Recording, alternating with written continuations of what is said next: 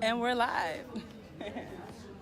Okay, so JK is just me, no Jenny, but I'm still gonna be killing all the lies about JMMI because you guys need to know the truth, know what's good and know what's not good. And so I am here to tell you what's going on.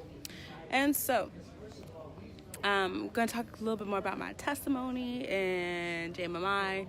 And so, what I was telling you guys last night, when I got connected, I was just in a real dark place. I was sad, depressed, mad at God, mad at the world. I was just mad, basically.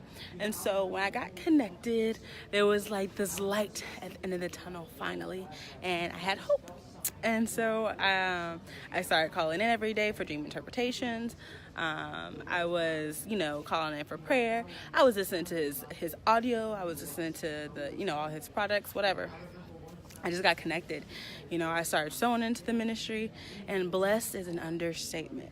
Like, the biggest thing for me has always been, I just want Jesus.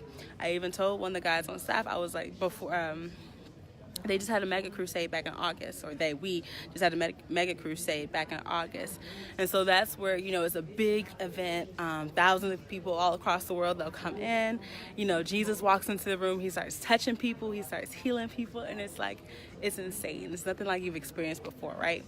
So at the crusade, I was talking to one of the guys, and I was like, yeah, I like y'all and everything.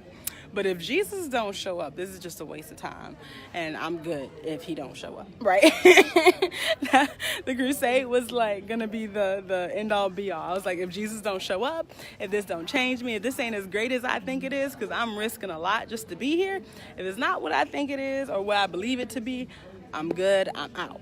So I showed up. It was way more than what I thought it was gonna be. Like, what I got, I could have never in my life imagined. Because I was sitting here, I walked into the building, right? And when you walk into the building, the presence of God hits you. And he'd be like, douche. And you just be sitting there like, well, hey, how you doing, Jehovah? You having a nice day? Like, that's what it's like. And so I was sitting on stage, that stage back there. I was sitting right over there. Where was I sitting?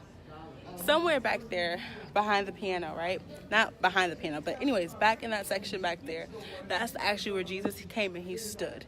And so I was sitting there and I'm just chilling, waiting for rehearsal to start. And all of a sudden I just feel this whoosh. And I was like, am I tripping right now? Am I the only one who's feeling this presence of God like this? Like, am I bugging? And so, I asked one of the guys, I was like, Ricky, am I tripping right now? Like, do you feel like what I'm feeling? Like, because it's like, I feel like the presence. He was like, man, we sit under this glory every day. And I'm like, what? How in the world is that possible? Like, how do you not just, excuse me, just drop to your knees and cry like every 10 minutes? And so, I don't even know where I was going with that. But that's what happened when I first got here. The presence of God, it's so obvious. You can't deny it. You can't fake it. The way I see it, 14 million people around the world cannot be lying about the same thing. Nobody has time for that. Understand. Nobody has time to be coming out with these elaborate lies to fool people. Like, I just don't have time. There's much better things I could be doing with my time than lying to folks. Why would I lie? Why would anybody lie? That's stupid. Especially 14 million people all across the world who have seen Jesus. Get that through your head. 14 million.